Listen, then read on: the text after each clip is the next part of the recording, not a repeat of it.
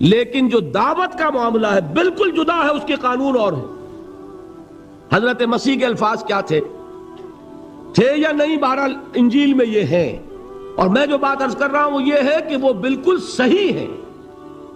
مقام دعوت کے دوران یہی طرز عمل صحیح ہے، اور یہی طرز عمل محمد الرسول اللہ نے صلی اللہ علیہ وسلم اپنے ساتھیوں کو تلقین فرمایا۔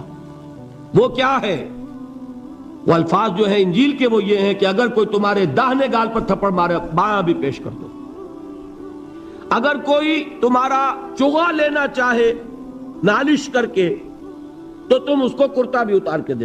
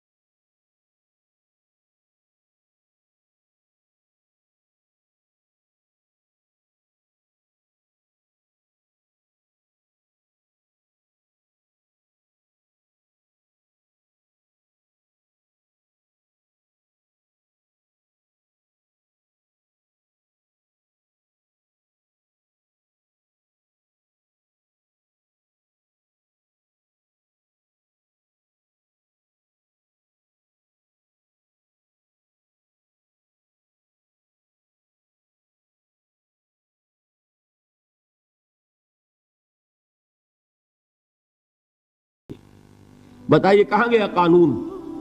قانون تو یہ ہے کہ بدلہ لو، لیکن وہ قانون تو اس وقت نافذ ہوگا جب انقلاب آ جائے گا، اسلامی حکومت قائم ہو جائے گی، تب آئے گا نا قانون۔ ابھی مرحلہ ہے انقلابی عمل کا، ابھی تو انقلاب لانا ہے، اسلامی حکومت قائم کرنی ہے۔ اس پروسیس کے تقاضے کچھ اور ہیں۔ اس میں جو پہلا مرحلہ ہے وہ پیسو ریزسٹنس کا ہے، صبر کا۔ یہی وجہ ہے، دیکھیے مکی صورتوں میں خود نبی اکرم صلی اللہ علیہ وسلم کو اتنے مختلف پیرایوں میں صبر کا حکم دیا گیا۔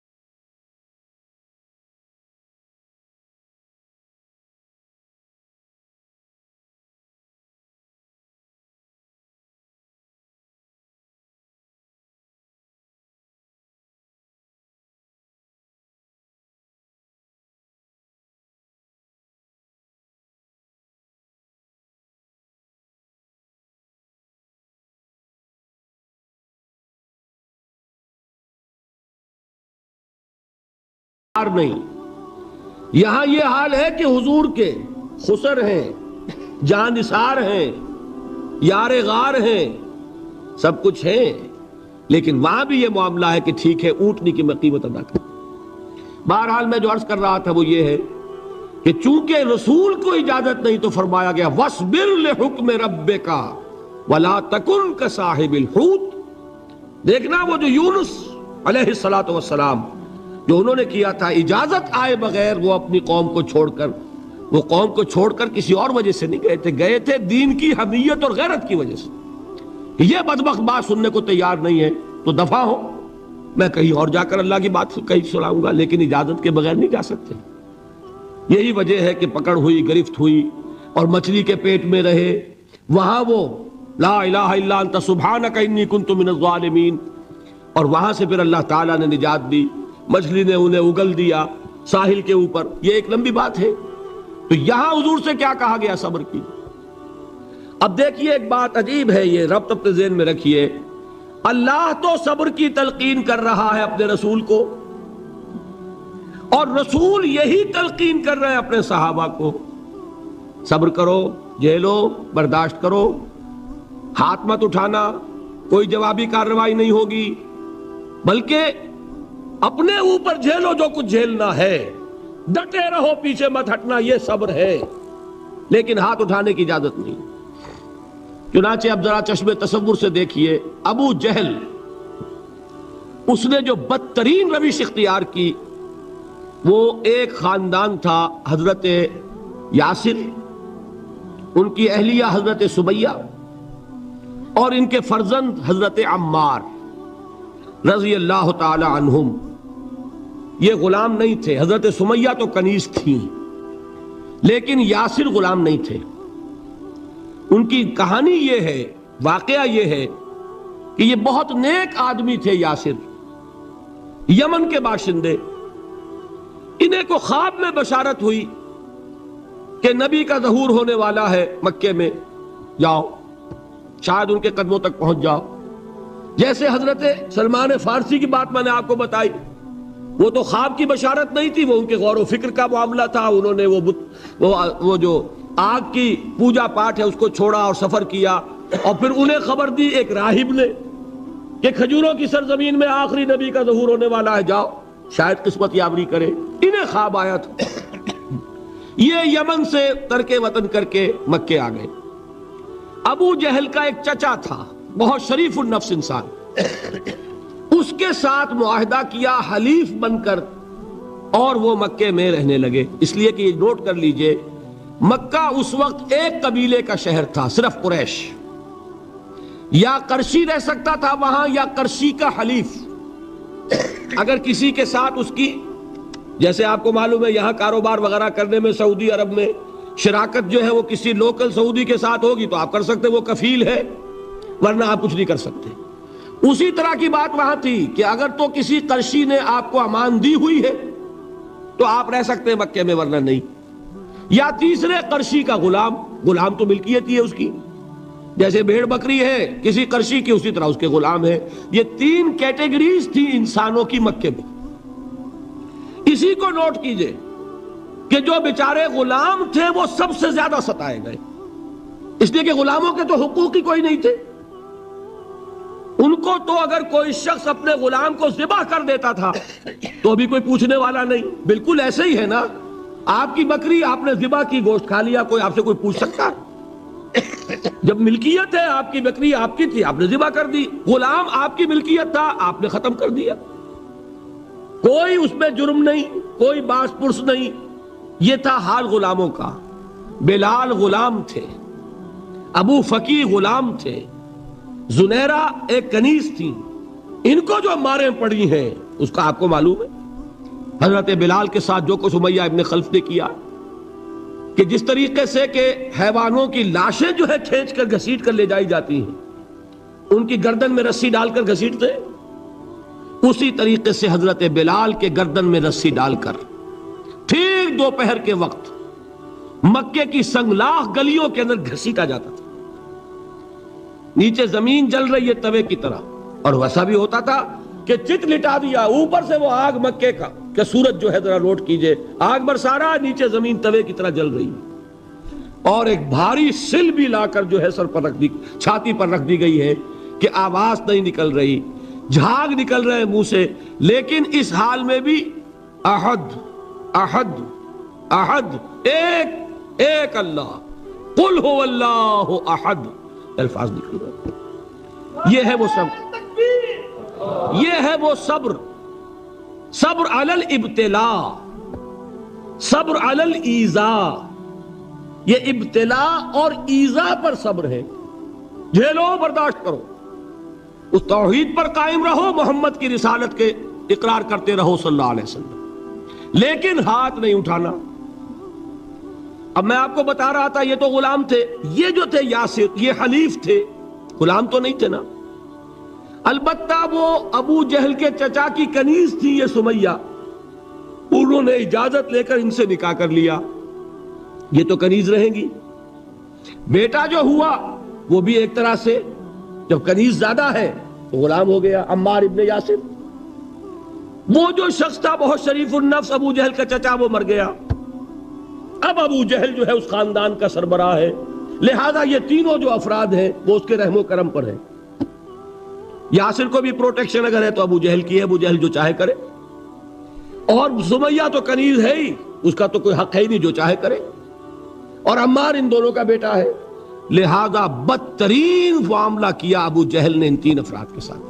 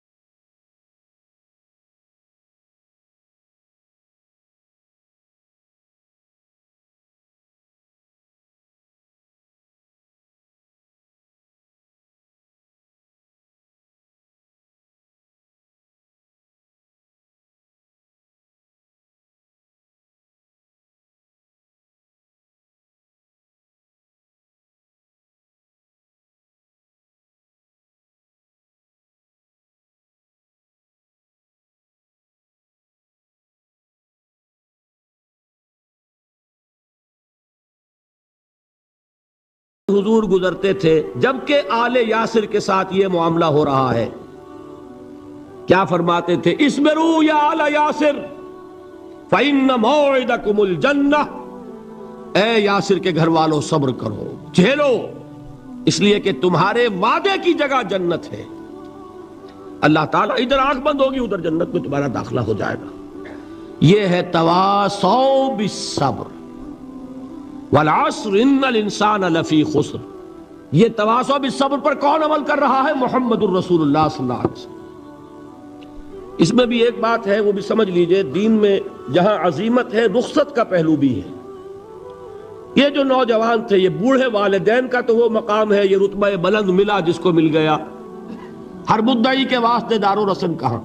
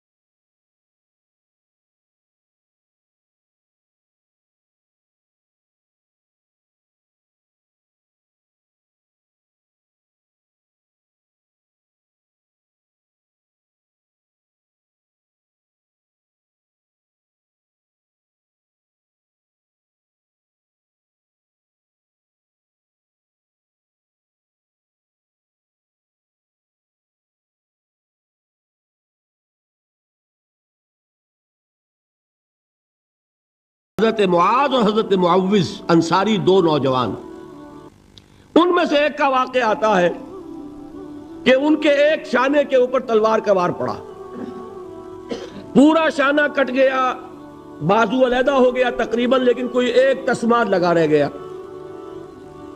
کوئی ایک ٹینڈن ہوگا وہ جو ہوتا ہے سخت سا سفید سا، وہ کوئی لگا ہوا ہے، انہیں پرواہ نہیں، وہ دوسرے ہاتھ سے لڑ رہے ہیں، لیکن یہ ہاتھ جو ہے یہ اب چونکہ قابو میں تو ہے نہیں، کنٹرول میں نہیں، مسلز کٹ چکے، تو یہ رکاوٹ بن رہا ہے۔ ان کے بارے میں آتا ہے اس ہاتھ کو اپنے پاؤں کے نیچے دبایا اور کھینچا اور پھینک دیا کہ یہ اس وقت میرے اس راستے میں رکاوٹ بن رہا ہے، جسم کا حصہ میرا۔ تو یہ بات بھی میرے نزدیک اتنی مشکل نہیں ہے جتنی مشکل یہ ہے کہ خون کھول رہا ہو لیکن چونکہ اجازت نہیں ہے لہذا کوئی اقدام نہ کیا۔ یہ زیادہ کڑا امتحان ہے، یہ زیادہ سخت مشکل ہے، اور اس کی تربیت دی محمد رسول اللہ نے۔ ویسے میں نے 12 برس کہا ہے لیکن 8 برس کہنا چاہیے، اس لیے کہ مکی دور کے 12 سالوں میں سے 4 سال جو ہیں وہ صرف زبانی کلامی ایذا تھی، اور اس کا بھی ہدف تھے صرف حضور۔ وہ جو میں نے بتایا پاگل ہے، مجنوں ہے، شاعر ہے، ساحر ہے، ایک عجمی غلام اپنے گھر میں رکھا ہوا ہے، اس سے ڈکٹیشن لیتے رہتے ہیں، آ کے ہم پر دھوس جماتے ہیں، مجھ پر وحی نازل ہوئی ہے۔ یہ سب کچھ ہوا 4 برس تک، لیکن ہوا صرف حضور کے ساتھ کہ انہیں ڈی مورلائز کر دو، ان کی ہمت ختم ہو جائے، خود بخود یہ بات بیٹھ جائے گی بتاشے کی طرح۔ لیکن جب انہوں نے دیکھا کہ نہ محمد بدل ہوئے صلی اللہ علیہ وسلم، نہ ان کے ساتھی بدل ہوئے، یہ تو دعوت پھیل رہی ہے، ہمارے نوجوان جو ہے اب ان کے حلقے میں شامل ہو رہے ہیں، ہمارے اپنے لخت جگر، ہمارے اپنے چشم و چراغ۔ کون تھے مصعب بن عمیر، کون تھے عثمان غنی، کون تھے سعد ابن ابی وقاص، قریش کے اعلیٰ گھرانوں کے چشم و چراغ نوجوان، وہ آ رہے ہیں محمد کے ہاتھ پر بیعت کر رہے ہیں، اسلام لا رہے ہیں صلی اللہ علیہ وسلم۔ انہوں نے دیکھا یہ ہمارے غلاموں میں بھی یہ آگ پھیل گئی، یہ تو سمجھئے کہ بارود کے اندر آگ لگ رہی ہے۔ یہ ابھی تک تو قانے تھے جو ظلم ہم کر رہے تھے اس پر، لیکن ان کے اندر اگر یہ ایمان اور اسلام کی دعوت اور تحریک ان میں پھیل گئی تو ہمارا اقتدار اور ہمارا یہ پورا نظام جو ہے یہ چوپٹ ہو جائے گا۔ یہ ہے وہ چیز جو میں نے کل آپ کو اقبال کا مصرع سنایا تھا کہ نظام کہنا کے پاس بانو یہ معرض انقلاب میں ہے، beware of the revolution that is coming. لہذا اپنی پوری قوتوں کو جمع کرو اور کچل دو انہیں، مارو انہیں۔ یہ کام شروع ہوا ہے سن 5 سے، بلکہ 4 کہنا چاہیے، 4 سے لے کر 12 تک 8 برس اس کو کہتے ہیں پرسیکیوشن، فزیکل پرسیکیوشن، تشدد، مار پیٹ، جلانا، دہتے ہوئے انگاروں پر لٹانا، فاقے رکھنا، بھوکے رکھنا، ان کو ڈال دی گئی زنجیریں، گھروں میں بند کر دیا گیا نوجوانوں کو۔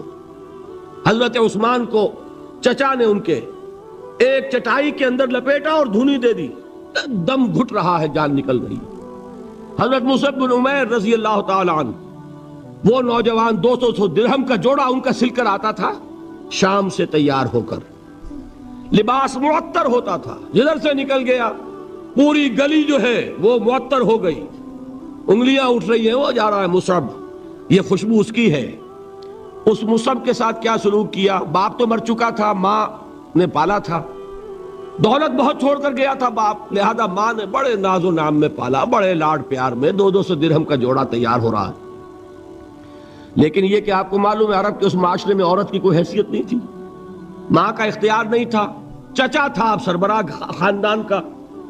چچا نے کہا مصعب اگر تم نے اپنے باپ کا دین چھوڑ دیا ہے تو باپ کی دولت پر بھی تمہارا کوئی حق نہیں ہے، نکل جاؤ گھر سے۔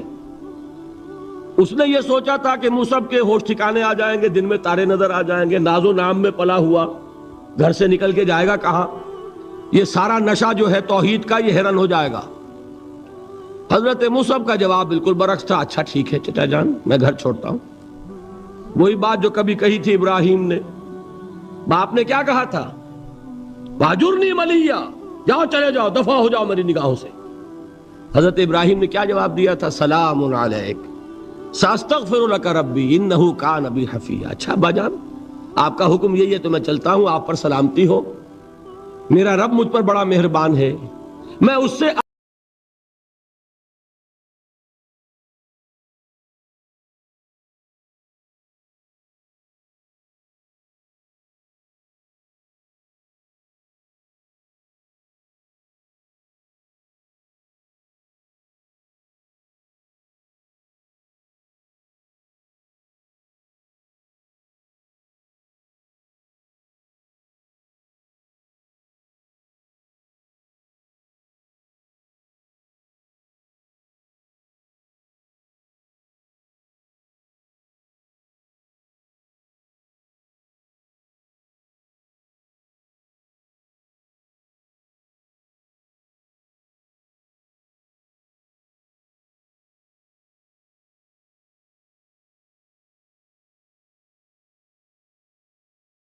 لائے تھے، بیعت عقبہ اولا ہوئی، انہوں نے کہا کہ حضور ہمیں کوئی شخص اپنا ایسا شاگرد دیجئے جو ہمیں قرآن پڑھا سکے۔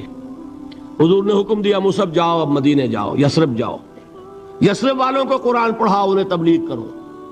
مصعب گئے ہیں وہاں، 1 سال کی کمائی 75 افراد لا کر حضور کے جھولی میں اگلے سال ڈال دیے کہ حضور یہ میری 1 سال کی کمائی ہے۔ 72 مرد 3 عورتیں، انہوں نے وہ بیعت کی تھی، بیعت عقبہ ثانیہ، جس کے الفاظ کل میں نے آپ کو سنائے تھے۔ بایعنا رسول اللہ صلی اللہ علیہ وسلم علی السمع والطاعت فی العسر والیسر والمنشط والمکرہ وعلی اثرۃ علینا وعلی لا ننازع الامر اہلہ وعلی ان نقول بالحق اینما کنا لا نخاف فی اللہ لومۃ لائم۔ یہ 72 مرد تھے مدینے کے جنہوں نے یہ بیعت کی۔ پھر انہوں نے ریکویسٹ کی کہ حضور اب آپ ہمارے ہاں تشریف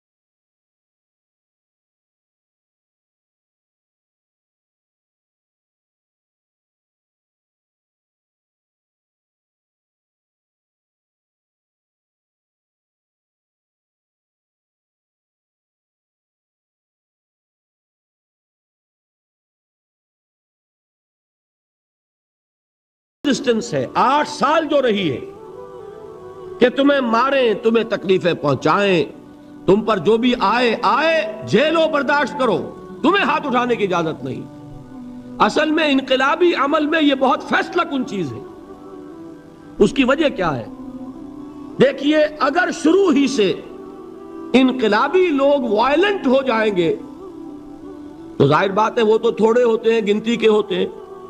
جو نظام قائم ہے اس کے پاس طاقت بہت ہوتی ہے، اس نظام کو اخلاقی جواز حاصل ہو جائے گا ان کو کچل دینے کا، ختم کر دینے کا۔ اب جب کہ وہ ہاتھ نہیں اٹھا رہے تو اخلاقی جواز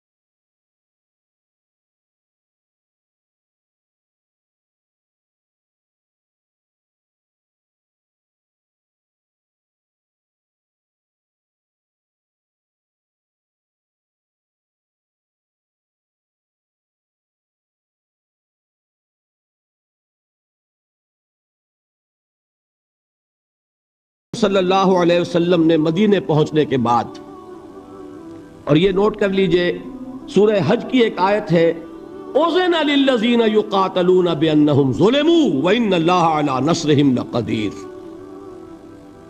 آج سے اجازت دی جا رہی ہے ان لوگوں کو جن پر ظلم و ستم کے پہاڑ توڑے گئے۔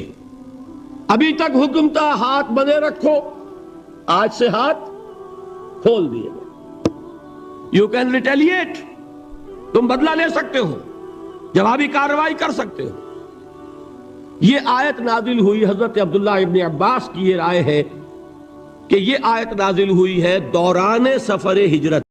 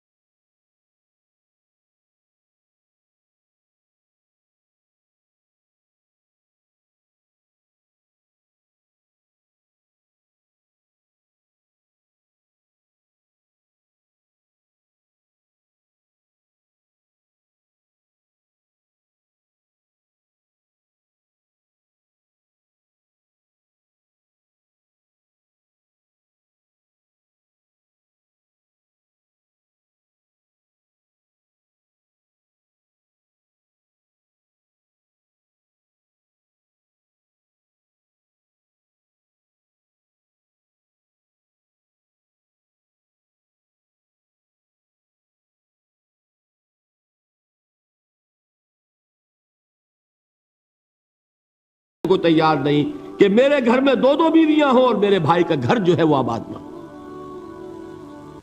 کوئی مغالطہ آپ کو نہ ہو جائے، کوئی غلط دلیل اس سے آپ نہ لیں۔ اس وقت تک پردے کا حکم نہیں آیا تھا، پردے کا حکم بعد میں آیا، وہ سن 5 میں آیا، 6 میں آیا، سورہ نور میں، سورہ احزاب میں۔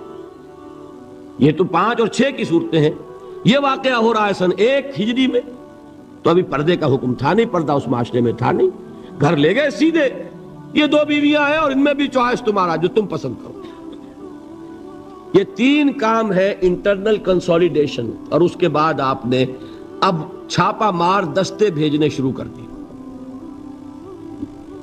مکے کے خلاف اقدام، وہ اقدام کیا ہے؟ جدید اصطلاح میں بات سمجھا دوں گا۔ 2 کام: political isolation of Quraysh and economic blockade of Mecca. حضور تشریف لے گئے، ایک قبیلے سے آپ نے معاہدہ کر لیا، وہ قبیلہ یا تو پہلے حلیف تھا قریش کا، اب حلیف ہو گیا محمد کا صلی اللہ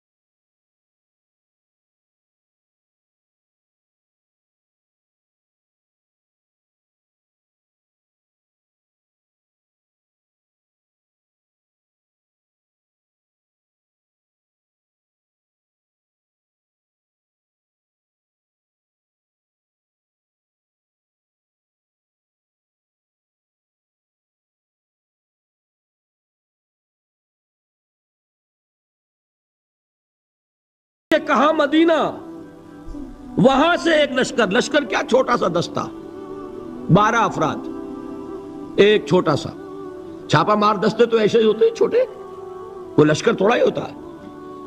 حضرت عبداللہ ابن جہش اس کے کمانڈر، انہیں ایک سیلڈ لیٹر دیتے ہیں حضور، مہر لگا ہوا، کہ مدینے سے 2 دن کی مسافت پر باہر نکل کر پھر کھولنا اس کو، اور جو اس میں لکھا ہوا ہے انسٹرکشنز جو ہے کیری آؤٹ کرو۔ اتنی سیکریسی۔ جب وہ نکلے 2 دن کے فاصلے پہ باہر چلے گئے، کھولا، لکھا ہے وادی نخلا میں قیام کرو اور وہاں جا کر قریش کی نقل و حرکت پر نگاہ رکھو اور ہمیں اطلاع دیتے رہو۔ اب یہ 300 میل کا سفر کر کے وہاں پہنچے ہیں۔ وہاں اتفاق سے ایک قافلہ قریش کا گزر رہا تھا، اس سے مٹ بھیڑ ہو گئی، مقابلہ ہوا، ایک آدمی قرشی جو ہے کافر مشرک، وہ ان کے ہاتھوں مارا گیا، 2 کو انہوں نے گرفتار کیا، باقی بھاگ گئے، تو جو مال غنیمت تھا وہ لے کر آ گئے۔ حضور ناراض ہوئے کہ میں نے تمہیں اس کا حکم نہیں دیا تھا، میں نے صرف یہ کہا تھا کہ وہاں قیام کر کے ہمیں انفارم کرتے، لیکن یہ بات ریکارڈ پر آ جانی چاہیے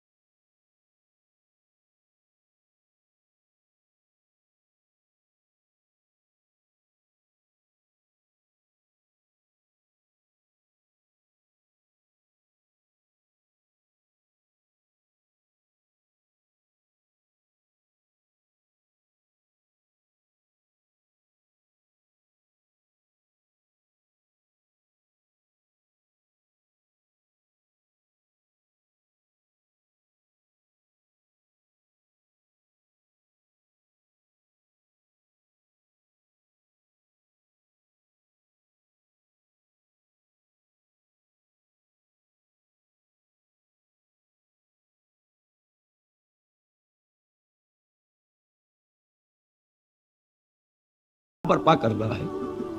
ایک کوشش ناکام ہو جائے کوئی پرواہ نہیں، نیکسٹ، پھر تیار رہو ناکامی کے لیے. ایسا نہ ہو جو انگریزی میں کہتے ہیں hope for the best but be prepared for the worst. ایسا نہ ہو کہ دوسری مرتبہ ناکام ہو کے بددل ہو جاؤ، تمہاری ہمتیں جواب دے جائیں. نہیں، پہلے سے تیار رہو کہ دوسری مرتبہ بھی ناکامی آئے تو آئے، لیکن جب تک کہ کامیابی حاصل نہیں ہوتی ہمیں یہ کام کیے چلے جائیں. دیکھیے سیرت میں آیا کہ نہیں یہ واقعہ. بدر میں مسلمانوں کو فتح ہوئی تو احد میں زک پہنچی کہ نہیں؟ 70 صحابہ شہید ہوئے کہ نہیں؟ اگر ان کی ہمتیں جواب دے جاتی تو گاڑی کیسے چلتی آگے؟ تو فرمایا وَلَنَبْلُوَنَّكُمْ بِشَيْءٍ مِّنَ الْخَوْفِ وَالْجُوعِ وَنَقْصٍ مِّنَ الْأَمْوَالِ وَالْأَنفُسِ وَالثَّمَرَاتِ. ہم تمہیں لازم آزمائیں گے خوف کی کیفیت سے، فقر و فاقے کی کیفیت سے، بھوک سے، جان کے نقصان سے، مال کے نقصان سے، محنتوں کے حاصل کے ضائع ہو جانے سے. وَبَشِّرِ الصَّابِرِينَ، اور اے نبی بشارت دیجئے صبر کرنے والوں کو. الَّذِينَ إِذَا أَصَابَتْهُمْ مُصِيبَةٌ، وہ کہ جب ان پر کوئی تکلیف آئے، کوئی مصیبت آئے، کوئی آزمائش آئے، قالوا انا للہ و انا الیہ راجعون، وہ یہ کہیں کہ ہم اللہ ہی کے ہیں، اللہ ہی کی طرف لوٹ جانا ہے. یہ وہی انداز ہے جو میں نے فارسی کا شعر سنایا تھا آپ کو کہ سرے تسلیم خم ہے جو مزاج یار میں آئے. وہ ہمارا مولا ہے، ہمارا آقا ہے، اگر اسے یہی منظور ہے تو ہمیں بھی یہی منظور ہے. میں نے تسلیم و رضا کی بات کی تھی نا، آپ کو کچھ شعر سنائے تھے. ایک شعر اور سنیے، اور یہ کس کا ہے؟ محمد علی جوہر کا. ایک مرتبہ جیل گئے، ان کی ایک بیٹی جوان بیمار ہوئی، فوت ہو گئی. باہر چھوڑا انگریز نے، جاؤ بھائی دفن کر دو بیٹی کو. دوسری مرتبہ جیل گئے، دوسری جوان بیٹی اسی مرض میں مبتلا ہوئی. اب یہ جیل میں ہے، خبر پہنچی کہ دوسری بیٹی کے اوپر بھی اسی مرض کا حملہ ہوا ہے. ایک نظم لکھی ہے جس کا آخری شعر یہ ہے: تیری صحت ہمیں منظور ہے لیکن اس کو نہیں منظور تو پھر ہم کو بھی منظور نہیں. یہ ہے، جب تک یہ کیفیت نہ ہو اس میدان میں آدمی ثابت قدم نہیں رہ سکتا کہ میرے رب کو اگر یہ منظور ہے تو یہی مجھے منظور ہے، اور تیری صحت ہمیں چاہیے تو ضرور، لیکن ہمارے رب کو منظور نہیں تو ہمیں بھی منظور. راضی برضائے رب. وَبَشِّرِ الصَّابِرِينَ الَّذِينَ إِذَا أَصَابَتْهُمْ مُصِيبَةٌ قَالُوا إِنَّا لِلَّهِ وَإِنَّا إِلَيْهِ رَاجِعُونَ. نہ شود نصیب دشمن کے شود ہلاک تیغت، سر دوستہ سلامت کے تو خنجر آزمائی. اولئک علیہم صلوات من ربہم ورحمہ، یہی ہیں وہ لوگ جن پر ان کے رب کی طرف سے عنایتیں ہیں اور رحمتیں ہیں. وَأُولَئِكَ هُمُ الْمُهْتَدُونَ، اور یہی ہیں وہ لوگ جو کامیاب ہونے والے ہیں، ہدایت پانے والے، ہدایت یافتہ. اسی سورہ بقرہ میں ذرا آگے چل کر، یہ تو ہے 20واں رکوع، 19واں رکوع، 21ویں رکوع کی پہلی آیت ہے: لَيْسَ الْبِرَّ أَن تُوَلُّوا وُجُوهَكُمْ قِبَلَ الْمَشْرِقِ وَالْمَغْرِبِ وَلَكِنَّ الْبِرَّ مَنْ آمَنَ بِاللَّهِ وَالْيَوْمِ الْآخِرِ وَالْمَلَائِكَةِ وَالْكِتَابِ وَالنَّبِيِّينَ وَآتَى المال على حبه ذوي القربى واليتامى والمساكين وابن السبيل والسائلين وفي الرقاب وأقام الصلاة وآتى الزكاة والموفون بعهدهم إذا عاهدوا والصابرين في البأساء والضراء وحين البأس. اب یہ آیت جو ہے سورۃ العصر میں جو مضامین آئے تھے سارے اس میں موجود ہیں.